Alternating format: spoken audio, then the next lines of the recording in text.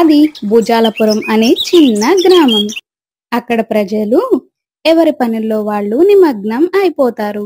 చిన్నలు బడికి వెళ్ళడం మొదలు పెడతారు. అప్పుడు లక్ష్మి, వర్ష ఇద్దరు కూడా బడికి వెళ్తారు. టీచర్ శకుంతల పాఠాలు చెప్పడం మొదలు పెడుతుంది. ఇంతలో లక్ష్మికి విపరీతమైన కడుపు నొప్పి మొదలైంది. తను టీచర్ దగ్గరకు వెళ్ళి టీచర్తో, టీచర్, నాకు బాగా కడుపు నొప్పిగా ఉంది, నేను వాష్రూమ్కి వెళ్ళొస్తాను. టీచర్ సరే అంటుంది. చాలా సమయం అవుతుంది, కానీ లక్ష్మి రాకపోవడంతో టీచర్కి అనుమానం వచ్చి వాష్రూమ్ వైపు వెళ్తుంది. వాష్రూమ్ బయట లక్ష్మి ఏడుస్తూ ఉంటుంది. ఏమైంది లక్ష్మి, ఎందుకు ఏడుస్తున్నావు అంటూ టీచర్ తన్ని దీర్ఘంగా పరిశీలిస్తుంది. లక్ష్మి, ఇందులో నువ్వు బాధపడాల్సింది, భయపడాల్సింది ఏమీ లేదమ్మా. ఇది ఆడవాళ్ళకి సామాన్యంగా ఉండేదే. నువ్వు మెచ్యూర్ అయ్యావు. ఇది చాలా గొప్ప విషయం తెలుసా? మేడం, మీరు సైన్స్ టీచర్. మీరు ప్రతిరోజు చెప్పే పాఠాలు నేను వింటూనే ఉన్నాను. ఋతుస్రావం జరగడం వల్ల ఒక స్త్రీ పరిపూర్ణమైన తల్లిగా మారడానికి అవకాశం ఉంటుంది. అది నాకు తెలుసు. కానీ ఈ ఋతుస్రావం నా జీవితాన్ని మార్చేస్తుంది. మా నాన్న నేను ఎప్పుడు మెచ్యూర్ అవుతాను, ఎప్పుడు మా మామకి ఇచ్చి పెళ్లి చేద్దామని చూస్తున్నాడు. ఇంకా నన్ను స్కూల్కి పంపించాడు మేడం. లక్ష్మి, నువ్వేమీ కంగారు పడద్దు. చట్టరీత్యా 18 సంవత్సరాలు నిండితేనే కానీ అమ్మాయిలకి పెళ్లి చేయకూడదు. అయినా ఇప్పుడు ప్రభుత్వం 18 సంవత్సరాలు కాదు, ఆడపిల్లకి 21 సంవత్సరాల తర్వాత మాత్రమే పెళ్లి చేయాలని కొత్త రూల్ పాస్ చేసింది. నువ్వు అలాంటివి ఏమీ మనసులో పెట్టుకోకు. మీ అమ్మని ఇక్కడికి పిలుస్తాను. వద్దు టీచర్, ఈ విషయాన్ని ఎవరికి చెప్పొద్దు. దయచేసి ఈ విషయాన్ని ఎవరికి చెప్పొద్దు టీచర్.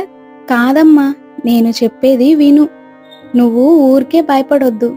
మీ నాన్నకి తెలిస్తే ప్రాబ్లం కదా, మీ అమ్మకి తెలిస్తే ఏం కాదు కదా. నేను మీ అమ్మగారిని పిలుస్తాను. లక్ష్మి సరే అంటుంది. టీచర్ వాళ్ళ అమ్మ సుప్రజకు కబురు పంపించడంతో ఆమె అక్కడకు వస్తుంది. విషయం తెలుసుకుని ఆమె బోరున ఏడవడం మొదలు పెడుతుంది. అయ్యో, ఎందుకండి ఇంత మంచి శుభవార్త విని మీరు బాధపడుతున్నారు? టీచర్ గారు, మీకు తెలియదు, మేము ఒక బస్తీలో ఉంటాము. అక్కడ మగవాళ్ళు అంత మంచి వాళ్ళు కాదు. ఇది రోజు బడికి వస్తుంటేనే అందరి చూపులు దీని మీద ఉన్నాయి. చిన్న పిల్ల అని ఎవరు దీన్ని కదిలించడం లేదు. ఇప్పుడు ఇది పెద్ద మనిషి అయిందని తెలిస్తే దీన్ని బ్రతకనివ్వరు. శకుంతల చాలా ఆశ్చర్యంగా చూస్తూ ఉంటుంది. టీచర్ గారు, ఇంకొక మాట ఏంటంటే, ఈ విషయం తెలిస్తే వాళ్ళ నాన్న దీనికి పెళ్లి చేసేస్తాడు. ఎందుకంటే ఆ బస్తీలో ఆడపిల్లలకు వయసు రాగానే పెళ్లి చేసి పంపించేస్తారు. చూడండి, మీకు అక్కడ ఇబ్బందిగా ఉంటే అక్కడ ఖాళీ చేసి ఇంకెక్కడికైనా వెళ్ళొచ్చు కదా. అది సొంతిల్లమ్మా. మేమిద్దరం కూలి పనులు చేసుకుంటే వచ్చిన డబ్బులతో దీన్ని ఇక్కడ చదివిస్తున్నాము. మేం కష్టపడుతుంది దీనికోసమే. నాకు చదువు అంటే చాలా ఇష్టం, కానీ చదువుకోవడానికి అవకాశం లేదు. ఇదైనా బాగా చదువుకొని దీని కాళ్ళ మీద ఇది నిలబడుతుంది అనుకుంటే ఇది అంతంత మాత్రమే చదువుతుంది. అంతా నా కర్మ. సరే, నీ పరిస్థితి ఏంటో నాకు బాగా అర్థమైంది. ఈ విషయం గురించి వదిలేయండి. నేను మీ అమ్మాయిని మా ఇంటికి తీసుకువెళ్తాను. 1 వారం మా ఇంట్లోనే ఉంటుంది. ఆ తర్వాత ఏం చేయాలి అనేది ఆలోచిద్దాం. వాళ్ళ నాన్న అడిగితే ఏం చెప్పాలి టీచర్? మీరే ఏదో ఒకటి బాగా ఆలోచించి చెప్పండి. అందుకు సుప్రజ సరే అంటుంది. టీచర్ ఆ అమ్మాయిని తన ఇంటికి తీసుకువెళ్లి స్నానం చేసి రమ్మని చెప్పి ఒక చీరని అందిస్తుంది. లక్ష్మి స్నానం చేసి వస్తే టీచర్ ఒక మూలన ఆమెను కూర్చోపెడుతుంది. ఇంటి దగ్గర సుప్రజ తన భర్తకి ఏం చెప్పాలో అర్థం కాక చాలా కంగారుగా ఉంటుంది. ఆమె భగవంతుణ్ణి తలుచుకుంటూ, భగవంతుడా, ఏం చేయాలో నాకు అస్సలు అర్థం కావట్లేదు. నువ్వే ఏదైనా దారి చూపించు స్వామి. అప్పుడే భర్త సింగయ్య అక్కడికి వస్తాడు. వారం రోజులు నేను పొరుగురు పనికి వెళ్తున్నాను. నువ్వు లక్ష్మి జాగ్రత్తగా ఉండండి. ఆ మాట వినగానే ఆమె చాలా సంతోషపడుతూ తన మనసులో, దేవుడా, నువ్వున్నావని నిరూపించుకున్నావు అంటూనే, సరే అయ్యా, నువ్వు జాగ్రత్తగా పోయిరా, అని జాగ్రత్తలు చెప్తుంది. అతను లక్ష్మి గురించి అడిగితే, అమ్మ ఇప్పుడు 10th క్లాస్ కదయ్యా, ఎక్కువసేపు బడిలోనే ఉంచుతున్నారు. అందుకు అతను సరేలే జాగ్రత్త అని చెప్పి అక్కడి నుండి వెళ్తాడు. లక్ష్మి వారం రోజులు శకుంతల మేడం ఇంట్లోనే ఉంటుంది. సుప్రజ అప్పుడప్పుడు అక్కడికి వెళ్తూ పోతూ ఉంటుంది. వారం రోజుల తర్వాత ఎప్పటిలాగే లక్ష్మి టీచర్తో పాటు స్కూల్కి వెళ్తుంది. పాఠాలు పూర్తయిన తర్వాత టీచర్ శకుంతల ప్రిన్సిపల్ వరదరాజు దగ్గరకు వెళ్ళి లక్ష్మి పరిస్థితి గురించి చెప్తుంది. ఆమె పరిస్థితి నాకు అర్థమైంది. ఇప్పుడు మనం ఏం చేయాలని మీరు భావిస్తున్నారు? నేను ఆడదాన్ని కాబట్టి ఆ పరిస్థితులన్నీ నాకు తెలుసు కాబట్టి నేను ఒక నిర్ణయం తీసుకున్నాను సార్. ఏంటంటే మనం స్కూల్లో హాస్టల్ ఏర్పాటు చేస్తాము. 10th క్లాస్కి ప్రత్యేకంగా అని చెప్తాము. ఇంట్రెస్ట్ ఉన్న వాళ్ళు ఖచ్చితంగా హాస్టల్లోనే ఉండడానికి ఇష్టపడతారు. పైగా హాస్టల్లో ఉంటే వాళ్ళ చదువు కూడా మెరుగుపడుతుంది. ఈసారి మన స్కూల్కి మంచి ఫలితాలే వస్తాయి. మీరు చెప్పింది బాగుంది, కానీ ఒకవేళ హాస్టల్లో ఉండడానికి ఎవరు ఇష్టపడకపోతే? ఎవరు ఉండకపోతే లక్ష్మి ఒక్కటైనా ఉంటుంది. ఎందుకంటే ఇప్పుడు ఆ అమ్మాయి అక్కడ వాళ్ళ ఇంటి దగ్గర ఉండడం కంటే హాస్టల్లో ఉండడం చాలా సురక్షితం. ఇక భోజనం అంటారా, నేనే ఆమెకు భోజనం తీసుకొచ్చి ఇస్తాను. ఒకవేళ ఎవరైనా 10 మంది పిల్లలు జాయిన్ అయ్యారంటే మీరు చేయాల్సిన పనులు మీరు చేస్తారు కదా. మీరు చెప్పిందంతా బానే ఉంది, కానీ లక్ష్మి పెద్ద క్లవర్ స్టూడెంట్ ఏం కాదు కదా. ఆ అమ్మాయి వల్ల మన స్కూల్ కి పెద్ద ఉపయోగం ఏమీ లేదు. వరదరాజు మాటలకి శకుంతలకి కొంచెం కోపం వస్తుంది. సార్, నేను ఒక అమ్మాయి జీవితం గురించి మాట్లాడుతుంటే మీరు స్కూల్ లాభాల గురించి మాట్లాడుతున్నారు. డబ్బుని మనం ఎప్పుడైనా సంపాదించగలం సార్, కానీ ఒక జీవితం మనం విలువ కట్టలేనిది. ఒకవేళ లక్ష్మి స్కూల్ కి మంచి పేరు తీసుకొస్తే మీరు హ్యాపీయే కదా. లక్ష్మియే కాదు, ఈసారి 10th క్లాస్ చదువుతున్న అందరికీ కూడా మంచి మార్కులతో పాస్ అయ్యేలాగా నేను చేస్తాను. నా మీద నమ్మకం ఉంటే హాస్టల్ కి పర్మిషన్ ఇవ్వండి, లేదంటే లేదు. ఆ మాటలకి వరదరాజు సరే అంటాడు. ఇక టీచర్ ఆయనకు చాలా థ్యాంక్స్ చెప్పి అక్కడ నుండి క్లాస్ కి వెళ్తుంది. క్లాస్ లో విద్యార్థులతో మాట్లాడుతూ, చూడండి, ఈ సంవత్సరం స్కూల్లో హాస్టల్ ఏర్పాటు చేస్తున్నాం. మీలో ఎవరికైనా ఇంట్రెస్ట్ ఉంది అంటే మీ పేరెంట్స్ ని తీసుకొని వచ్చి మాట్లాడండి. హాస్టల్లో ఉంటే నేను కూడా మీతో పాటే హాస్టల్లో ఉంటాను. మీకు డౌట్స్ ఏమన్నా ఉంటే నేను అన్ని క్లియర్ చేస్తాను. అందుకు వాళ్ళు సరే అంటారు. ఆ మరుసటి రోజు ఉదయం లక్ష్మి తన తల్లిదండ్రుల్ని తీసుకొని స్కూల్ కి వస్తుంది. హాస్టల్ గురించి వాళ్ళని ఒప్పిస్తుంది. అందుకు వాళ్ళ నాన్న కూడా ఒప్పుకుంటాడు. సుప్రజ శకుంతలతో పక్కకు వెళ్లి మాట్లాడుతూ, టీచర్ గారు, మీరు చాలా గొప్పగా ఆలోచించారు. ఈ సంవత్సరం అయితే నా కూతురు పెళ్లిగోల నుండి తప్పించుకుంటుంది. అది బాగా చదివితే పై చదువులు గవర్నమెంట్ చదివిస్తుంది కదా, అప్పుడు వాళ్ళ నాయన కూడా ఏమీ అనడు, బాగా చదివిస్తాడు. అది అర్థమయ్యేలాగా చెప్పండి. తప్పకుండా, మీరు బయలుదేరండి అని చెప్పడంతో ఆమె అక్కడ నుండి వెళ్లిపోతుంది. కొంత సమయం తర్వాత, లక్ష్మి, నీకోసం ప్రత్యేకంగా హాస్టల్ పెట్టించాను. ఇప్పుడు నిన్ను నువ్వు మార్చుకోవాలి. ఇది నీ జీవితంలో ఒక కొత్త మలుపు కావాలి. కష్టపడి చదివి స్కూల్ కి మీ అమ్మా నాన్నలకి పేరు తీసుకొని రావాలి. అప్పుడే నువ్వు పై చదువులు చదవగలవు. నీ జీవితం నీ చేతిలోనే ఉంది లక్ష్మి. బాగా చదివి పై చదువులు చదువుకుంటావో లేదా 10వ తరగతితోనే సర్దుకుంటావో అంతా నీ ఇష్టం అని టీచర్ అక్కడ నుండి వెళ్లిపోతారు. నా గురించి గొప్పగా ఆలోచించే మీలాంటి మంచి టీచర్ పేరు నేను ఖచ్చితంగా నిలబెడతాను. కష్టపడి చదువుతాను. క్లాస్ టాపర్ సంయుక్తతో సమానమైన మార్కుల్ని తెచ్చుకుంటాను అని అంటుంది. ఇక 2 రోజులు గడిచాయి. టీచర్ శకుంతల వరదరాజు సార్ దగ్గరకు వెళ్తుంది. శకుంతల గారు, మీరు అసలు ఏం చెప్పారు పిల్లలందరికీ? చుట్టుపక్కల బస్తీలో ఉంటున్న ఆడపిల్లలందరూ హాస్టల్లో ఉండడానికి సిద్ధమయ్యారు. అందరూ అప్లికేషన్ ఫిల్అప్ చేశారు. అక్కడ ఉన్న ఒక్కొక్క ఆడపిల్లది ఒక్కొక్క కష్టం. ఆ కష్టం వింటేనే నాకు కడుపు తరుక్కుపోయింది. ఆడపిల్లగా పుట్టడమే శాపం సార్. ఏదేమైనా ఈ ఆడపిల్లలందరికీ తోడుగా ఉండి ముందుకు నడిపించాలని అనుకుంటున్నాను. తప్పకుండా నా వంతు కృషి నేను కూడా చేస్తాను. ఇక ఆడపిల్లలందరూ అక్కడే హాస్టల్లో ఉండి చదువుకుంటూ ఉంటారు. అందరూ కూడా చాలా కష్టపడి చదువుతూ ఉంటారు. తరువాత పరీక్షలు దగ్గరకు వస్తాయి. పరీక్షలన్నీ ముగిసిన తరువాత అందరూ హాస్టల్ని వదిలిపెట్టి వెళ్లాల్సి వస్తుంది. అప్పుడు వేద అనే అమ్మాయి ఏడుస్తూ ఉంటుంది. అక్కడ ఉన్న వాళ్ళందరూ కూడా ఆమెను ఓదారుస్తూ ఉంటారు. ఏమైంది వేద? ఎందుకు ఏడుస్తున్నావు? పరీక్షలు బాగానే రాశానని చెప్పావు కదా. నేను పరీక్షలు బాగా రాశాను, అందులో ఎలాంటి డౌట్ లేదు. నేను ఏడుస్తుంది అందుకోసం కాదు, రేపటి నుండి మనందరం విడిపోవాలి కాబట్టి, మళ్ళీ నేను ఆ నరకంలోకి వెళ్ళాలి కాబట్టి. వాళ్ళందరూ చాలా ఆశ్చర్యంగా, నరకమా? ఏంటి వేద నువ్వు మాట్లాడేది? మన స్కూల్ హాస్టల్ని ఏర్పాటు చేసి కొన్ని నెలలు నాకు ప్రశాంతతనిప్పించింది. ఎందుకంటే మాది ఒక చిల్లర బస్తీ. అక్కడ వాళ్ళందరూ చాలా విచిత్రంగా ఉంటారు. అందరినీ ఎదిరించి నేను చదువుకోవడానికి బయటికి వచ్చినప్పుడు ఎందరితో అవమానపడ్డానో నాకు తెలుసు. మా ఇంట్లో చదువుకోవటానికి కూడా కరెంటు ఉండేది కాదు. క్యాండిల్ లైట్లో చదువుకునేదాన్ని. మా నాన్నకి నేను చదువుకోవడం అస్సలు ఇష్టం లేదు. నాకు పెళ్లి చేయాలని చూస్తున్నాడు. తల్లి లేకపోవటం నాకు పెద్ద శాపం. కానీ దేవుడు నా మొర ఆలకించి శకుంతల టీచర్ ద్వారా నాకు గొప్ప అవకాశాన్ని ఇచ్చాడు.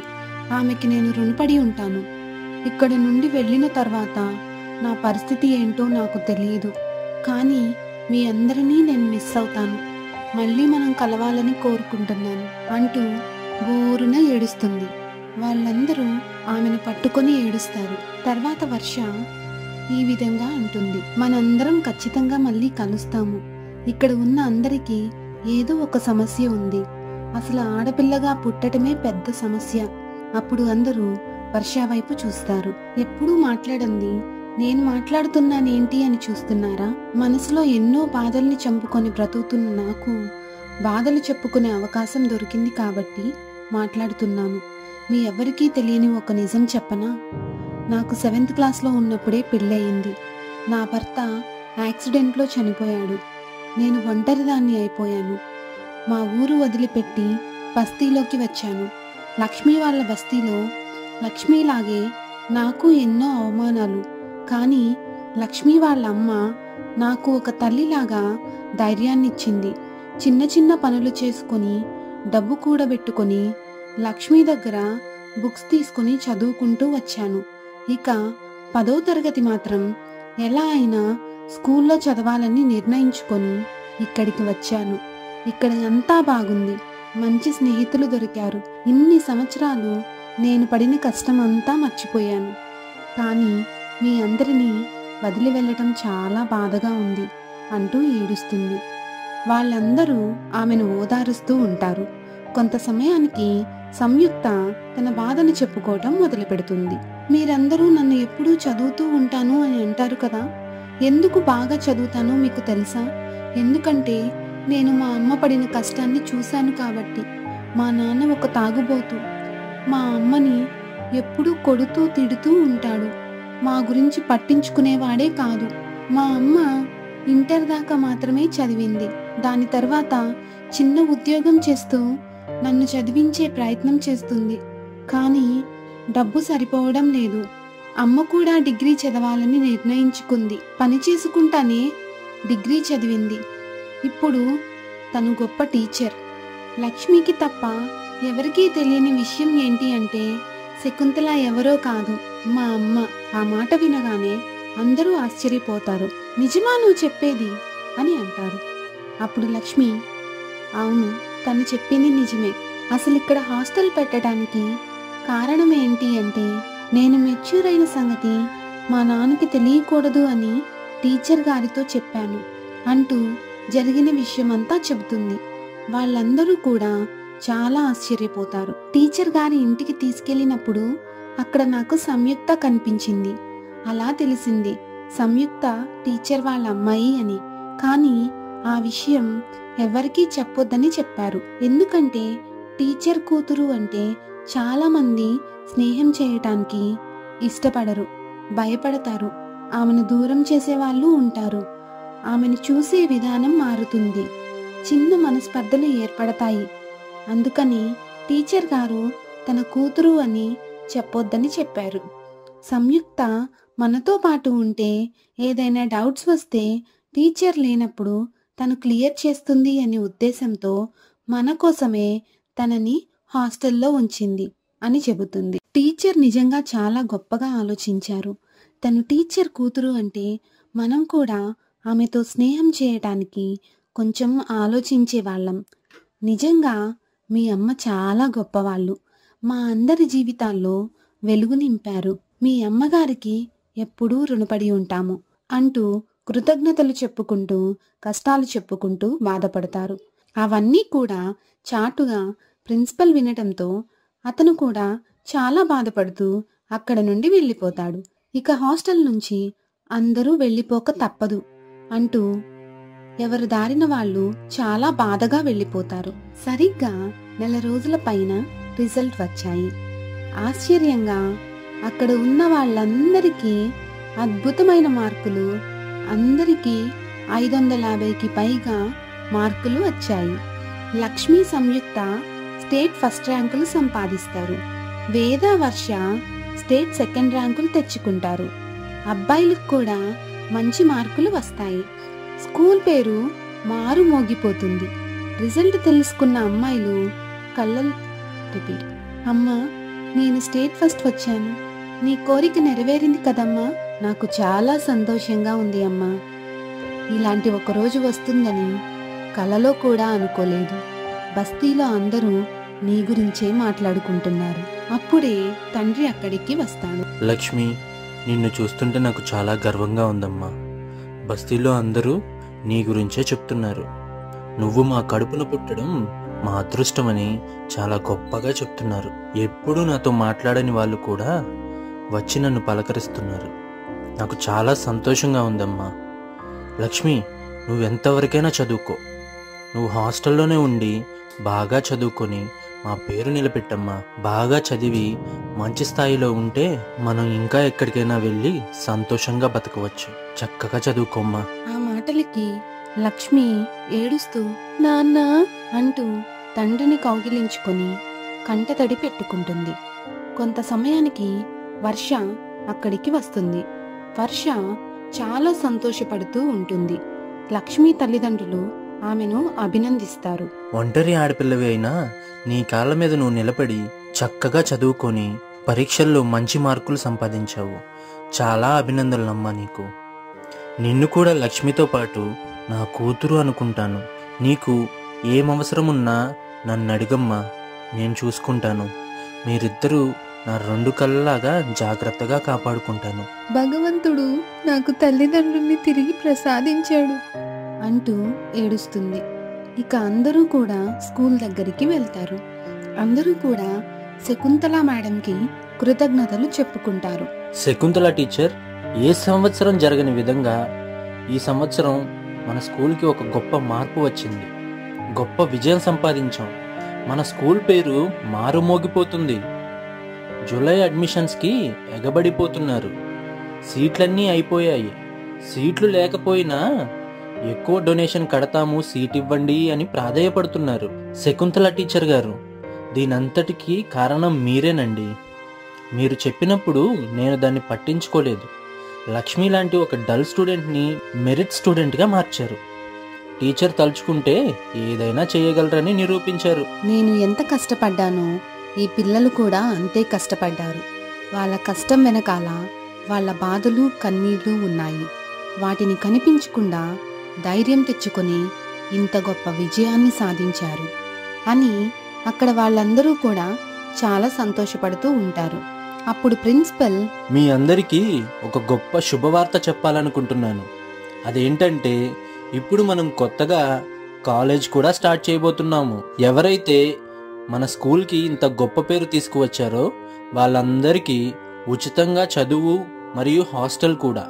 ₹1 కూడా మీరు కట్టాల్సిన అవసరం లేదు. ఆ మాట వినగానే వాళ్ళందరూ చప్పట్లు కొడతారు. వాళ్ళ ఆనందానికి అవధులు ఉండవు. అందరూ కూడా ప్రిన్సిపల్కి కృతజ్ఞతలు చెప్పుకుంటారు. అతను చెప్పినట్టుగానే కాలేజ్ని ఏర్పాటు చేస్తాడు. అందరూ కూడా చక్కగా కాలేజ్కి వెళ్ళి చదువుకుంటారు, హాస్టల్లో ఉంటారు. అందరూ మళ్ళీ కలుసుకోవడం కూడా చాలా సంతోషంగా ఉంటుంది. పుష్ప ఆడపిల్ల. వర్షంలో పుష్ప అనే పాప ఏడుస్తూ ఎవరైనా నాకు సాయం చేయండి, ఎవరైనా నాకు సాయం చేయండి అని అడుగుతూ ఉంటుంది. వర్షం కారణంగా అక్కడక్కడ ఎవరు ఆమెకు కనిపించరు. ఒక చెట్టు క్రింద అజయ్ అనే వ్యక్తి ఉంటాడు. పాప అజయ్ దగ్గరకు వెళ్ళి, ఏమండి, నాకు కొంచెం సహాయం చేస్తారా? నా తమ్ముడికి బాగోలేదు, తనకి చాలా జ్వరంగా ఉంది, వాడికి మందులు కొనడానికి వచ్చాను. మందుల షాప్లో డబ్బులు లేకుండా మందులు ఇవ్వను అన్నారు. నాకు సహాయం చేస్తారా? మీకు పుణ్యం ఉంటుంది. అజయ్ వెంటనే సరే పదమ్మా, నేను నీకేం కావాలో ఇప్పిస్తాను అని చెప్పి మెడికల్ షాప్కి వెళ్తాడు. అక్కడ ఉన్న ప్రదీప్కి డబ్బులు ఇచ్చి కావలసిన మెడిసిన్ తీసుకుంటాడు. ఈ అమ్మాయి మీద మీరు జాలి పడకండి. ఈ అమ్మాయి ఎప్పుడు ఇలాగే ఎవరో ఒకరి దగ్గర సహాయం కోరుకుంటూ ఉంటుంది. ఇలాంటి వాళ్ళని ఎంకరేజ్ చేయకండి సార్. అజయ్ కోపంగా, చూడండి మిస్టర్, మీకు కావాల్సిన డబ్బులు మీకు ఇచ్చేశాను కదా, మరి ఈ మాటలన్నీ ఎందుకు? వాళ్ళ పరిస్థితి ఏంటో తెలుసుకోకుండా నోరు జారకండి. ఆ మాటలకి ప్రదీప్ ఏమీ మాట్లాడకుండా ఉంటాడు. పాప పదమ్మా, నేను కూడా మీ ఇంటికి వస్తాను అని అంటాడు. సరే అని అంటుంది. పాప ఇద్దరూ కలిసి ఇంటికి వెళతారు. అక్కడ తన తమ్ముడు చలికి వణుకుతూ ఉంటాడు. అజయ్ అతనికి మెడిసిన్ అందించిన తర్వాత బాబు నిద్రపోతాడు. పాప, నీకు అమ్మా నాన్న ఎవరు లేరా? మా అమ్మా నాన్న ఇద్దరు వ్యవసాయంలో నష్టం వచ్చింది అని పురుగుల మందు తాగి చనిపోయారు. మమ్మల్ని ఒంటరి వాళ్ళని చేశారు. నేను పనికి వెళ్తూ డబ్బులు తీసుకొస్తాను. మా తమ్ముణ్ణి చదివిస్తున్నాను. మా కుటుంబం గడవడమే అంతంత మాత్రంగా ఉంది అంటూ చాలా బాధగా చెప్తుంది. ఆ మాట విని అతను చాలా బాధగా, నీలాంటి కష్టం ఏ ఆడపిల్లకి రాకూడదని ఆ దేవుణ్ణి ప్రార్థిస్తానమ్మా. ఇప్పుడు నేను ఏమీ చేయలేని పరిస్థితిలో ఉన్నాను అంటూ చాలా బాధగా అక్కడి నుండి వెళ్ళిపోతాడు. వర్షం ఆగిపోతుంది. అతను సరాసరి ఇంటికి వెళ్తాడు. ఏంటండి, ఏదైనా ఉద్యోగం దొరికిందా మీకు? ఉద్యోగం ఏమీ దొరకలేదు. బాధపడకండి, ఖచ్చితంగా మీకు ఉద్యోగం వస్తుంది. ఇంటికి ఏమన్నా తిన్నారా? తిందామనుకున్నాను కానీ ఒక పాప నన్ను సహాయం అడిగితే ఆ పాపకి డబ్బులు ఇచ్చాను. అయ్యో, ఆ చిన్న పిల్లలకి ఎంత కష్టం వచ్చింది. భగవంతుడు ఎందుకు ఇలాంటి వాళ్ళని ఇంకా బాధపెడుతూ ఉంటారండి అంటూ వాళ్ళిద్దరు కూడా వాళ్ళ గురించి జాలి పడతారు. కొంత సమయం తర్వాత, ఏమండి, ఇంట్లో సరుకులు కూడా లేవు, మన దగ్గర ఉన్న డబ్బులు మొత్తం ఖర్చు అయిపోయాయి. రేపటి నుండి నేను కూడా ఏదైనా పొలం పనికి వెళ్ళనా? నువ్వు ఏ పనికి వెళ్ళదు, నేనే కూలి పనికి వెళ్ళి డబ్బులు తీసుకొస్తాను. ఇద్దరం కలిసి చేస్తేనే కొంచెం డబ్బుల్ని కూడబెట్టుకోగలమండి, కాదు అనకండి అని అనడంతో తను సరే అంటాడు. ఇద్దరు కూడా కూలి పనులకు వెళ్తారు. అక్కడికి పాప కూడా వస్తుంది. పాపకు భార్యను పరిచయం చేస్తాడు. ఇక ముగ్గురు కలిసి పని చేసుకుంటూ ఉంటారు.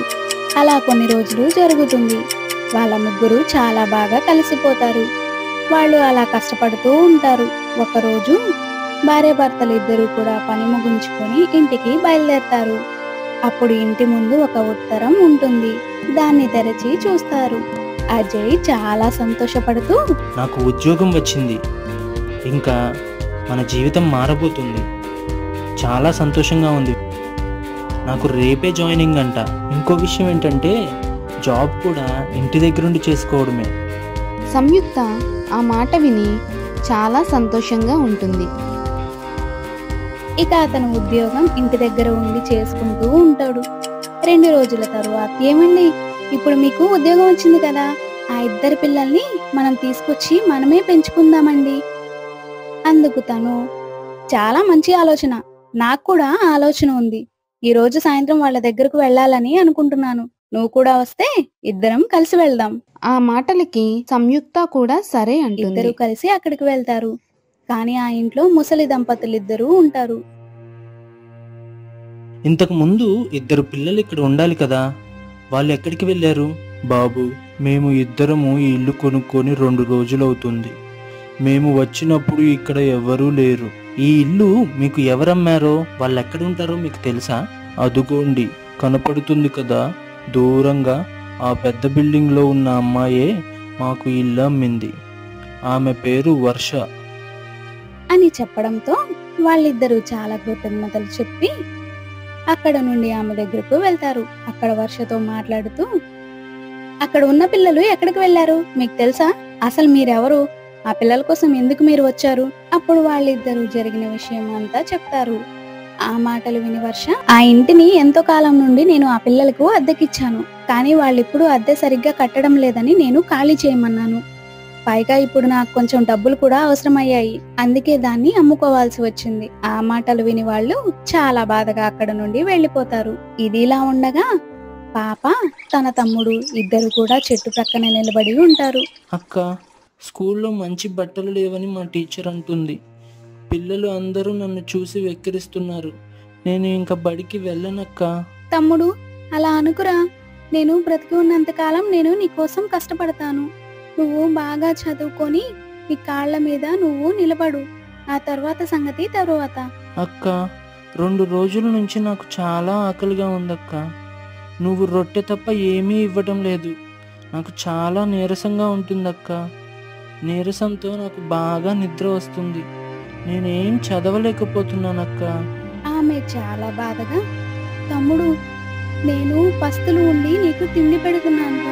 ఎందుకంటే నేను ఏం చేయలేకపోతున్నాను. తమ్ముడు, నన్ను క్షమించు. ఆ మాటలకు పిల్లవాడు చాలా ఏడుస్తూ, అక్క, నా కోసం నువ్వు కష్టపడకు. నేను కూడా పనికి వస్తాను. నాకు చదువు ఏమీ వద్దక్క. ఆమె బాధగా, వద్దురా, అలా అనుకు. నువ్వు బాగా చదువుకోవాలి. అదే నా కోరిక అని అతన్ని ఓదారుస్తుంది. పాప ప్రతిరోజు కష్టపడి పని చేసుకొని అదే చెట్టు కింద ఉంటారు. అలా రోజులు గడుస్తూ ఉంటాయి. సంయుక్త పాప జాడ కోసం చూస్తూ ఉంటుంది. కానీ ఈ పాప కనిపించదు. మరికొన్ని నెలలు గడిచిన తరువాత అజయ్, సంయుక్త ఇద్దరు కూడా కారులో వెళ్తూ ఉండగా ఒక చోట పాప భిక్షాటనం చేస్తూ కనబడుతుంది. సహాయం చేయండి బాబు, నాకు ఏమైనా సహాయం చేయండి. బాబు, నాకేమన్నా సహాయం చేయండి. వెంటనే వాళ్ళు పాప దగ్గరికి వెళ్తారు. ఏంటమ్మా నువ్వు ఇలా భిక్షాటం చేస్తూ ఉన్నావు? ఇలా రా పక్కకి. పుష్ప ఏడుస్తూ ఉంటుంది. వాళ్ళకి ఏం సమాధానం చెప్పదు. వాళ్ళు ధైర్యం చెప్పి ఏం జరిగిందో చెప్పమని అంటారు. నేను పనికి వెళ్లే దగ్గర ఒక తాత ఉన్నాడు. మా ఇల్లు కొన్న తాత. అతను నన్ను ఎక్కడ పడితే అక్కడ చేతులు వేస్తూ ఎలా పడితే అలా మాట్లాడుతున్నాడు. ఆ విషయం ఎవరికైనా చెప్తే నన్ను చంపేస్తా అంటున్నాడు. అందుకే నేను పనికి వెళ్ళడం మానేశాను. ఆ మాటలు విని వాళ్ళు కూడా చాలా బాధపడతారు. బాధపడొద్దు, మేము వచ్చేసాంగా, మాతో పాటు నిన్ను తీసుకెళ్తాం. అది సరే, కానీ మీరు ఉంటున్న ఇల్లు మీ సొంత ఇల్లు కాదా? మా సొంత ఇల్లే. మా అత్తయ్య వర్ష మమ్మల్ని బయటికి నెట్టేసి ఆ ఇల్లు అమ్మేసింది.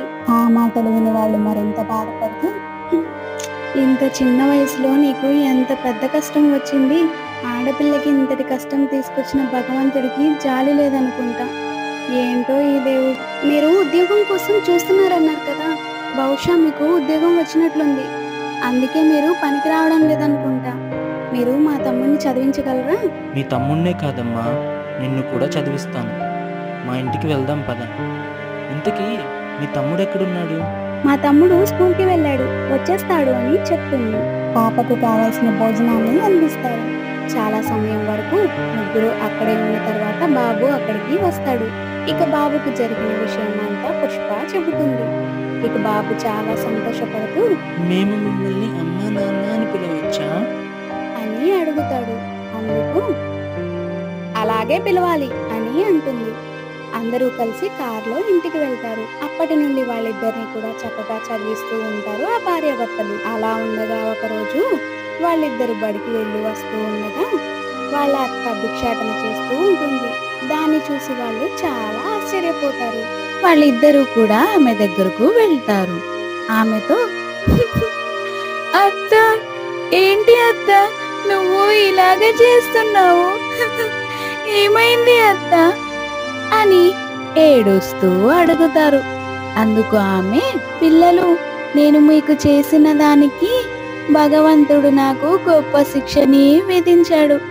నాకు జరగాల్సిన శాస్తి జరిగింది అంటూ ఏడవడం మొదలు పెడుతుంది. పిల్లలు, ఏడవద్దు, అని సర్ది చెప్తూ ఉంటారు. ఆమెకు తినడానికి అందిస్తారు.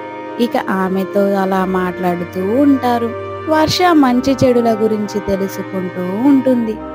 ఇది ఇలా ఉండగా ఇంటి దగ్గర అజయ్, సంయుక్త ఇద్దరు కూడా పిల్లలు స్కూల్ నుంచి ఇంటికి రాలేదు అని కంగారు పడుతూ ఉంటారు. ఏవండి, చాలా ఆలస్యమైంది, మనమే స్కూల్ దగ్గరికి వెళ్దాం పదండి అని అనడంతో అతను కూడా సరే అని వెంటనే కారులో స్కూల్కి బయలుదేరతారు. మార్గం మధ్యలో పిల్లలు కనిపించడంతో కారు అక్కడ ఆపి పిల్లల దగ్గరకు వెళ్తారు.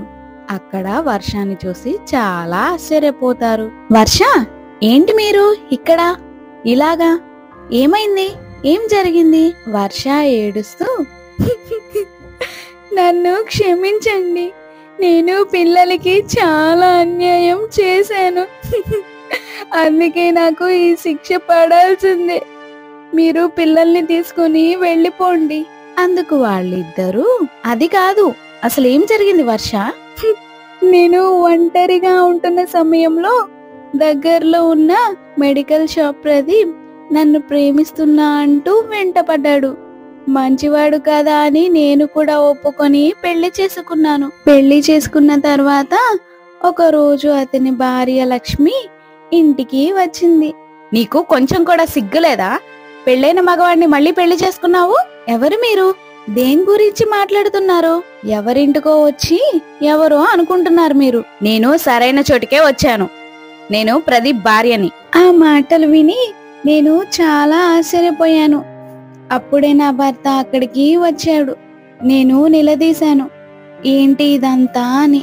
నాకు నా భార్యకి సరిగ్గా మాటలేవు. మేమిద్దరము ఎంతో కాలంగా దూరంగా ఉంటున్నాము. నాకు నువ్వు నచ్చావు కాబట్టి నేను నిన్ను పెళ్లి చేసుకోవడానికి ఇష్టపడ్డాను. ఈ విషయం చెప్పకుండా దాచినందుకు నన్ను క్షమించు. ఇంతలో లక్ష్మి హాహాహాహా, ఏమైంది? మనం వేసిన ప్లాన్ ని బాగానే అమలుపరచండి. ఆస్తులు మొత్తం నీ పేరును మార్పించుకొని త్వరగా దీన్ని బయటికి నెట్టిపడేయండి. ఇది మోసం. మీ ఇద్దరు కలిసి నన్ను మోసం చేశారు. మిమ్మల్ని నేను ఊరికే వదిలిపెట్టను. వాళ్ళిద్దరూ ఏంటి నువ్వు చేసేది అన్నట్లుగా మాట్లాడి బలవంతంగా బయటికి నెట్టేశారు. నేను వాడిని నమ్మి నా ఆస్తులు మొత్తం వాడి పేరున పెట్టినందుకు ఇలా చేశాడు అంటూ ఏడుస్తూ జరిగిన విషయం అంతా చెప్పడంతో వాళ్ళు కూడా ఆ విషయం విని చాలా బాధపడతారు. వాళ్ళిద్దరూ మాకు నువ్వేమీ బరువు కాదు, నేను నా చెల్లి అనుకుంటాను, నాతో పాటు రా. నన్ను క్షమించండి, నేను ఎక్కడికి రాలేను, నేను ఇలాగే బ్రతుకుతాను. నువ్వు ఇలా బ్రతకాల్సిన అవసరం లేదు. ఏదన్నా బిజినెస్ చేపిస్తాము, ఆ బిజినెస్ చూసుకుంటూ ఉండు. ఊరికే కాదు, నీకు శాలరీ ఇస్తాను. లేదా వచ్చిన దానిలో 60:40 చేసుకుందాము. అందుకు ఆమె సరే అంటుంది. వాళ్ళ దగ్గర ఉన్న డబ్బు ఒక సూపర్ మార్కెట్ ని స్టార్ట్ చేస్తారు. వర్ష దాన్ని చూసుకుంటూ ఉంటుంది. అలా రోజులు గడుస్తున్నాయి. ఒకరోజు వర్ష దగ్గరికి తన భర్త వస్తాడు. ఇక్కడేమైనా పని ఉందా అని అడగడానికి వచ్చాను అంటూ ఆమె వైపు చూస్తాడు. వర్షని చూసి ఆశ్చర్యపోతాడు. వర్ష అతన్ని చూసి చాలా ఆశ్చర్యంగా, అయ్యో, సొంత మెడికల్ షాప్ వదిలిపెట్టి కోట్ల ఆస్తిని వదిలిపెట్టి పని చేయడానికి ఎందుకు వచ్చారో తెలుసుకోవచ్చా? నా భార్య నన్ను మోసం చేసింది. దానికి కేవలం డబ్బు కావాలి. ఆ డబ్బు కోసమే నాతో ఇలా నాటకం ఆడించింది. డబ్బు మొత్తం తీసుకొని పరారైంది. ఆఖరికి మెడికల్ షాప్ కూడా అమ్మేసింది. ఇప్పుడు నేను ఏం చేయలేని పరిస్థితి. పని కోసం వెతుకుతున్నాను, కానీ పని ఎక్కడా దొరకడం లేదు. ఏదైనా పని ఉంటే ఇస్తారా? నీకు పనిచ్చే అంతటి గొప్ప వాళ్ళం కాలేదు ఇంకా మేము. అలా అయినప్పుడు ఖచ్చితంగా ఇస్తాలే. నా మీద కోపం ఇంకా నీకు చల్లారలేదు అనుకుంటా. ఎలా కోపం తగ్గుతుంది అనుకుంటున్నావు? నువ్వు చేసింది డబ్బు కోసమైతే నేను బాధపడేదాన్ని కాదు. ప్రేమించానని నన్ను మోసం చేశావు. నా గుండెల మీద తీరని గాయం చేసి వెళ్ళావు. అంత సులువుగా ఎలా మర్చిపోతాను? అందుకు తను చాలా బాధపడుతూ, నన్ను క్షమించు, నేను ఇప్పుడు ఏది చెప్పినా నువ్వు నన్ను నమ్మే స్థితిలో లేవు అంటూ అక్కడ నుండి వెళ్తుండగా పిల్లలు అక్కడికి వస్తారు. పాప అతన్ని చూసి, అంకుల్ మీరేంటి ఇక్కడ? పాప, అలాంటి వాళ్లతో మాట్లాడకూడదు, లోపలికి రా. అత్త, ఈ అంకుల్ చాలా మంచివాడు. మొదట్లో తమ్ముడికి ఎప్పుడు బాగోలేకపోయినా మెడికల్ షాప్ కి వెళ్తే మొదట్లో నాకు మందులు ఇచ్చేవాడు కాదు. తర్వాత నాన్న వచ్చి మాట్లాడిన తర్వాత తను చాలా మారారు. మేము ఎక్కడ ఉన్నా సరే మమ్మల్ని వెతుక్కుంటూ వచ్చి రోజు భోజనం అందించేవారు. ఎన్నోసార్లు నన్ను భిక్షాటనం చేయొద్దు, రోజు నేను మీకు డబ్బులు ఇస్తాను అన్నాడు. కానీ అలా తీసుకోవడం నాకు ఇష్టం లేక నేను భిక్షాటన చేస్తూనే ఉన్నాను అంటూ జరిగిన విషయం అంతా చెప్తుంది. ఆ మాటలు విని వర్ష కొంచెం జాలిగా అతని దగ్గరకు వచ్చి, మీరు నిజం చెప్తే తెలుసుకోవాలని అనుకుంటున్నాను. వర్ష, లక్ష్మికి నాకు అసలు పెళ్లి కాలేదు.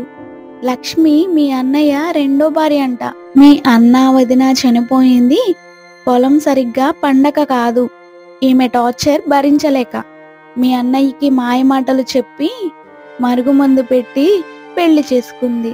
ఆ విషయం తెలిసి మీ వదినకి మీ అన్నయ్యకి గొడవలు అయ్యాయి. ఆ తర్వాత వాళ్ళిద్దరూ ఒకరు తర్వాత ఒకరు ఒకే రోజు పురుగుల మందు తాగి చనిపోయారు. ఆస్తి కావాలని ఆమె ఎంతో ప్రయత్నం చేసింది, కానీ అదంతా నీ పేరు మీద నువ్వు రాయించుకున్నది అని తెలిసి నిన్ను చంపాలని ప్రయత్నించింది. కానీ అది జరగలేదు. అప్పటికి నేను నిన్ను ప్రేమించడం మొదలుపెట్టాను. ఆ విషయం నీకు చెప్పాలనుకున్న రోజు ఆమె నా దగ్గరకు వచ్చింది. నాతో జరిగిన విషయం అంతా చెప్పింది.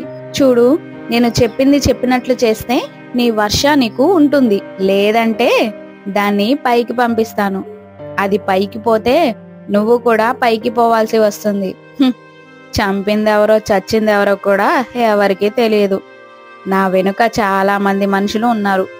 మర్యాదగా నేను చెప్పినట్లు చెయ్యి, లేదంటే ఏం జరుగుతుందో తెలుసుగా. ఆ మాటలకు నేను భయపడి సరే అని మనం పెళ్లి చేసుకున్న తరువాత తను మన ఇంటికి వచ్చింది. ఆ తర్వాత జరిగిందేంటో నీకు తెలుసు. నీ ఆస్తి నా ఆస్తి మొత్తం కలిపి తనే తీసుకుని వెళ్ళిపోయింది. జరిగిన నిజం ఏంటో చెప్తే నువ్వు నమ్మవని నేను నీకు ముఖం చూపించలేదు, నన్ను క్షమించు అంటూ బాధపడతాడు. ఆ మాటలు విని వర్ష కూడా చాలా బాధగా నేను నిన్ను నమ్ముతాను అని అంటుంది. అప్పుడే అక్కడికి అజయ్ సంయుక్త వస్తారు. వాళ్ళిద్దరూ జరిగిన విషయాన్ని తెలుసుకొని, జరిగిందేదో జరిగిపోయింది, ఇక నుండి మీరు సంతోషంగా బ్రతకండి. ఎంత చేసినా ఆ లక్ష్మికి భగవంతుడు ఏదో ఒక శిక్ష వేయకుండా ఉండడు. ఇక అప్పటి నుండి భార్యాభర్తలు ఇద్దరు కూడా షాప్ ని చూసుకుంటూ ఉంటారు. ఇక అక్కడే ప్రదీప్ మెడికల్ షాప్ కూడా స్థాపిస్తాడు. బిజినెస్లు చాలా చక్కగా సాగుతూ ఉంటాయి. వాళ్ళు చాలా డబ్బులు సంపాదిస్తూ సంతోషంగా ఉంటారు. ఇది ఇలా ఉండగా లక్ష్మి అలా ఒకసారి తన దగ్గర ఉన్న డబ్బు మొత్తం చూసుకొని మురిసిపోతూ ఉండగా ఒక్కసారిగా తనకు గుండెపోటు వచ్చి అక్కడికక్కడే మరణిస్తుంది. అక్కడే ఉన్న పనివాడు దాన్ని చూసి, డబ్బు డబ్బు అని విర్రవీగావు కదా, ఆ డబ్బుతోనే చనిపోయావు. పుట్టినప్పుడు ఏమీ తీసుకురాం, పోయేటప్పుడు ఏమీ తీసుకువెళ్ళం అనేదానికి నువ్వు ఉదాహరణ. భగవంతుడు చేసిన వాటికి ఖచ్చితంగా పైలోకంలో శిక్షను విధిస్తాడు అంటూ తదుపరి కార్యక్రమం చేస్తాడు. ఇక ఆ డబ్బులు మొత్తం తిరిగి వర్ష వాళ్ళకి అందజేస్తాడు. అతని నిజాయితీకి వర్ష కొంత డబ్బుని అతనికి అందజేస్తుంది. అతడు సంతోషపడతాడు. ఇక అన్ని కుటుంబాలు సంతోషంగా ఉంటాయి. అది మారుమూల ఒక చిన్న గ్రామం. ఆ గ్రామం పట్టణానికి దగ్గరగా ఉండేది. ఒకరోజు ఆ గ్రామంలో వేద అనే ఆమె పట్టణానికి నడుచుకుంటూ అక్కడ ఒక స్కూల్లో 10వ తరగతి క్లాస్ రూమ్కి వెళ్తుంది. ఆమెను చూసి అక్కడ పిల్లలందరూ కూడా గుడ్ మార్నింగ్ టీచర్ అని అంటారు. వేద కొంచెం భయపడుతూ ఒక సీట్లో కూర్చుంటుంది. పిల్లలందరూ కూడా నిలబడి ఉంటారు. వేదకి అక్కడ ఏం జరుగుతుందో అర్థం కాదు. ఇంతలో శకుంతల అనే టీచర్ వస్తుంది. పిల్లలందరూ శకుంతలని చూసి గుడ్ మార్నింగ్ టీచర్ అంటారు. శకుంతల వాళ్లకు గుడ్ మార్నింగ్ చెప్పి వేద వైపు చూసి, మీరు పేరెంట్సా అండి? పేరెంట్స్ డైరెక్ట్గా లోపలికి రాకూడదు, ప్రిన్సిపల్ రూమ్లో వెయిట్ చేయండి. టీచర్, నేను ప్రెగ్నెంట్ కాదు అని అంటుంది. ఆ మాట వినగానే పిల్లలందరూ పెద్దగా నవ్వుతారు. పిల్లలు, అలా ఎవరినీ కూడా ఎగతాళి చేయకూడదు, మీకంటే పెద్దవాళ్ళని గౌరవించాలని చెప్పాను కదా అంటూ పిల్లలతో చెబుతూ వేదతో మాట్లాడుతూ, అది ప్రెగ్నెంట్ కాదండి, ప్రెగ్నెంట్ అంటే గర్భవతి అని అర్థం. పేరెంట్ అంటే తల్లి కానీ తండ్రి కానీ పేరెంట్స్ అంటే తల్లిదండ్రులని. మీరు పేరెంట్ కాకపోతే ఇంకెవరు? ఏమైనా అవసరం ఉండి వచ్చారా? లేదు టీచర్, నేను చదువుకుందామని వచ్చాను. చదువుకోవాలన్న ఆలోచన చాలా మంచిది, కానీ మీరు ఎవరు? చిన్నప్పుడు ఎందుకు చదువుకోలేదు చెప్తారా? టీచర్, తప్పుగా అనుకోవద్దు, నేను సమయం వచ్చినప్పుడు తప్పకుండా చెబుతాను టీచర్. నాకు చదువు చెబుతారా? తప్పకుండా, చదువు చెప్పటానికే కదా నేను టీచర్ అయింది. ఇదిగో ఇక్కడ ఉన్న వాళ్ళని పరిచయం చేసుకో. వేద అక్కడ ఉన్న వాళ్ళని పరిచయం చేసుకుంటుంది. తర్వాత టీచర్ చెప్పిన పాఠాలు వింటుంది. వేదకి అసలు ఏమీ అర్థం కాదు. ఆ పీరియడ్ అయిపోయిన తర్వాత టీచర్ దగ్గరికి వెళ్ళి, టీచర్, మీరు చెప్పిన పాఠాలు నాకు అర్థం కాలేదు. ఎందుకంటే నేను చిన్నప్పుడు 1వ క్లాస్ వరకు చదువుకున్నాను. ఆ తర్వాత బడికి వెళ్ళలేదు. నాకు ఆలు ఏబిసిడీలు కూడా గుర్తులేదు, అన్నీ మర్చిపోయాను. మరి ఏం పర్వాలేదు, నీకు అవన్నీ నేను నేర్పిస్తాను అని తనతో పాటు ఆమెకు అన్నీ కూడా చెప్పటం మొదలు పెడుతుంది. కొన్ని రోజులు అంతా కొత్తగా ఉన్నా తర్వాత చాలా బాగా చదవటం మొదలు పెడుతుంది వేద. ప్రతిరోజు పాఠాలు విని చక్కగా చదువుకుంటుంది. ఇక 10వ తరగతిలో పరీక్షలు కూడా వచ్చాయి. 10వ తరగతి పరీక్షలు పూర్తయిన తర్వాత వేద టీచర్ గారితో, టీచర్, మీ దయ వల్ల నేను పరీక్షలు చాలా చక్కగా రాశాను. నేను ఖచ్చితంగా పాస్ అవుతానని అనుకుంటున్నాను. కేవలం పాస్ కాదు కదా, నాకు తెలిసి నీకు మంచి మార్కులు వస్తాయని నేను ఆశిస్తున్నాను. చాలా థ్యాంక్స్ టీచర్ అని చెప్పి అక్కడి నుండి వెళ్ళిపోతుంది. కొన్ని రోజుల తర్వాత రిజల్ట్ వస్తుంది. వేద స్కూల్ ఫస్ట్ వస్తుంది. అప్పుడు వేద చాలా సంతోషంగా టీచర్ దగ్గరికి వెళ్ళి, టీచర్, చాలా చాలా కృతజ్ఞతలు, నాకు చాలా ఆనందంగా ఉంది. నేను స్కూల్ ఫస్ట్ వచ్చినందుకు, మీరు నన్ను భరించినందుకు చాలా కృతజ్ఞతలు. చాలా ఓర్పుగా నాకు పాఠాలు చెప్పారు. మరి ఏం పర్వాలేదమ్మా, మీలాంటి మెరిట్ స్టూడెంట్ ఇంతటితోనే ఆగిపోకూడదు. ఇంకా పై చదువులు చదువు. నీ చదువుకు కావలసినవన్నీ కూడా మా అబ్బాయి చూసుకుంటాడు. మా అబ్బాయికి ఈ మధ్య బీటెక్ అయిపోయి జాబ్ కూడా వచ్చింది, మంచి శాలరీ. ఖచ్చితంగా మేము నీకు సపోర్ట్ చేస్తాము. అందుకు తను సంతోషంగా చాలా కృతజ్ఞతలు మేడం అని అంటుంది. ఇక వేద చదువుకుంటూ ఉంటుంది. సరిగ్గా కొన్ని సంవత్సరాల తర్వాత స్కూల్లో ఒక పెద్ద ఫంక్షన్ జరుగుతూ ఉంటుంది. అప్పుడు శకుంతల మాట్లాడుతూ, ఈ రోజు గెస్ట్ గా చాలా ప్రత్యేకమైన వ్యక్తి వస్తున్నారు. తను ఎవరో ఏంటో చాలా మందికి తెలుసు. తెలియని వాళ్ళకి తనే స్వయంగా తన కథ చెప్పటానికి వస్తున్నారు అని అంటుంది. ఇంతలో ఒక కార్ ఆగుతుంది. అందులో నుంచి దిగి వేద నడుచుకుంటూ వస్తుంది. తనని స్టేజ్ మీదకి ఆహ్వానిస్తుంది శకుంతల. వేద మాట్లాడుతూ, ఇక్కడికి వచ్చిన పెద్దలందరికీ కూడా నా నమస్కారాలు, పిల్లలందరికీ నా అభినందనలు. నాకు ముందుగా మాట్లాడటానికి అవకాశం ఇచ్చినందుకు చాలా కృతజ్ఞతలు. నేను కారులో వచ్చేటప్పుడు మార్గమధ్యంలో నా ఫ్లెక్సీలు చూసి చాలా సంతోషపడ్డాను. ఒకప్పుడు నేనంటే ఎవ్వరికీ తెలియదు. ఇప్పుడు చాలామందికి నేను ఒక నిదర్శనం. ఈ పేరు ప్రఖ్యాతులు ఊరికే నాకు రాలేదు. చాలా కష్టపడ్డాను. నా కష్టానికి ఫలితం దొరికింది. ఇదంతా నా ఒక్క కష్టంతోనే అవ్వలేదు. నాకు సపోర్ట్ చేసిన పెద్ద మనసు ఉన్న వాళ్ళు ఇక్కడే ఉన్నారు. వాళ్ళు ఎవరో కాదు, మన టీచర్ శకుంతల గారు. ఆ మాటకి అక్కడ ఉన్న వాళ్ళందరూ చప్పట్లు కొడతారు. వేద మాట్లాడుతూ, అలాగే నా గురించి చాలా మందికి తెలియదు. అసలు నేనెవరు, నా జీవితం ఏంటి, ఈరోజు నన్ను ఇక్కడికి ఎందుకు పిలిపించారు అనేది మీతో పంచుకుంటాను. మాది పక్కనే ఉన్న వికాసపురం అనే ఒక గ్రామం. నాన్న చనిపోయారు. అమ్మ కూలి పనులకు వెళ్తూ నన్ను చదివించాలని చూసింది, కానీ అది జరగలేదు. ఇల్లు గడవటం కూడా కష్టంగా ఉంది అని ఒకరోజు బాధపడుతుంది. ఇక నేను అమ్మతో పాటే కలిసి పనికి వెళ్లాల్సి వచ్చింది. వచ్చిన డబ్బుతోనే ఇల్లు గడుపుతున్నాం. అది సంక్రాంతి నెల. ఆ రోజు సంక్రాంతి. చుట్టుపక్క వాళ్ళందరూ కూడా పిండి వంటలు చేసుకుంటూ ఉన్నారు. అమ్మా, పండుగకి అందరూ కూడా పిండి వంటలు వండుకుంటున్నారు. మనం వంటలు వండుకోవటం లేదు. నాకు కూడా పిండి వంటలు తినాలని ఉంది. మనం కూడా వండుకుందామమ్మా. అమ్మా, తిండి తినటానికి మనకి చాలా కష్టంగా ఉంది. పొద్దున్నే ఇంటే అద్దె కట్టేశాను. పాల వాళ్ళకి డబ్బులు ఇవ్వలేదు. అతను 2 రోజుల నుండి పాలు వేయడం లేదు. మన పరిస్థితి తెలిసి కూడా నువ్వు అలా అడగటం సరైనదేనా? క్షమించమ్మా, ఇంకెప్పుడూ అలా అడగను. నా దగ్గర ఒక ఉపాయం ఉంది, నాతో పాటు రా అని ఆమెను పక్కకు తీసుకువెళ్తుంది. ఎందుకమ్మా ఇక్కడికి తీసుకువచ్చావు? అమ్మా, పక్కింటి వాళ్ళు పిండి వంటలు చేస్తున్నారు కదా, ఆ వాసన చూసుకుని మనం ఇక్కడే కాసేపు ఆనందపడదామమ్మా.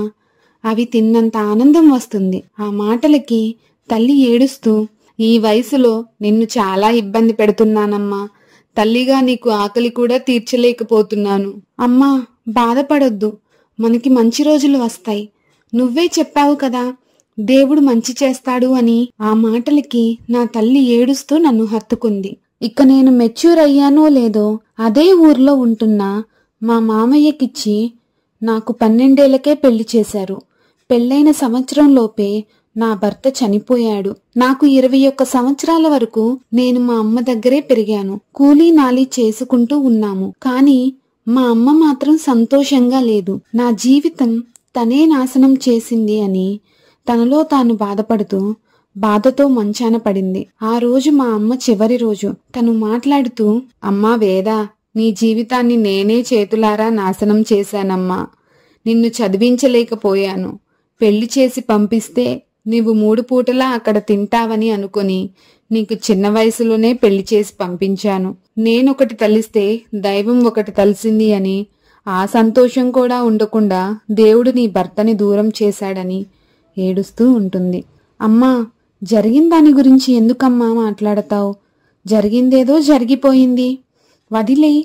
దాని గురించి ఇప్పుడెందుకు? ఇవన్నీ ఇప్పుడు అవసరమా? నేను నిన్ను వదిలేసి వెళ్ళిపోతున్నానమ్మా. ఆ దేవుడు నన్ను రమ్మంటున్నాడు. నువ్వు జాగ్రత్తగా ఉండాలమ్మా. చదువు లేనందుకే నీకు ఇన్ని కష్టాలు. నీవు కూడా చదువుకున్నట్లయితే సంతోషంగా ఉండేదానివి. ఇదంతా నేనే చేశాను అంటూ ఏడుస్తూ మరణించింది. వేద ఏడుస్తూ, అమ్మా, నన్ను వదిలేసి వెళ్ళిపోయావా? ఇంక నాకు ఎవరున్నారు? నాకు తోడు ఎవరు? అని తదుపరి కార్యక్రమం నేనే ముగించాను. ఆ రోజు నిర్ణయించుకున్నాను, ఎలా అయినా చదువుకోవాలి. అప్పుడే ఈ స్కూల్ దగ్గరికి వచ్చి చదువుకోవడం మొదలుపెట్టాను. నాకు చిన్నపిల్లలాగా అక్షరాలు దిద్దించి చదువు చెప్పింది శకుంతల టీచర్ గారు. పై చదువులు చదవడానికి వాళ్లే నాకు సహాయం చేశారు. ఇప్పుడు నేను బాగా చదువుకొని ఒక సాఫ్ట్వేర్ ఇంజనీర్ అవ్వటంతో పాటు సాఫ్ట్వేర్ కంపెనీ కూడా ఏర్పాటు చేశాను. ఇప్పుడు నా కింద ఎంతో మంది ఎంప్లాయీస్ వర్క్ చేస్తున్నారు. దీనంతటికీ కారణం నా ఒక్కదాని కష్టమే కాదు, నాకు సహాయం చేసిన శకుంతల టీచర్ గారి ఆర్థిక సాయం, ప్రోత్సాహన కూడా ఉంది. ఆమె గురించి చెప్పడంతో అక్కడ ఉన్న వాళ్ళందరూ కంటనీరు పెట్టుకొని చప్పట్లు కొడతారు. అందరి జీవితంలో కష్టాలు వస్తూనే ఉంటాయి. వాటికి భయపడుతూ మనం అక్కడే ఆగిపోకూడదు. కాలానికి ఎదురు వెళ్ళాలి. అప్పుడే నిజమైన మనం ఏంటో సమాజానికి తెలిసి వస్తుంది. ధన్యవాదాలు అని అందరికీ చెబుతుంది. విన్నారు కదా ఆమె కథను. ఇక్కడికి వచ్చే పిల్లలు తల్లిదండ్రుల కష్టాన్ని గుర్తించాలి.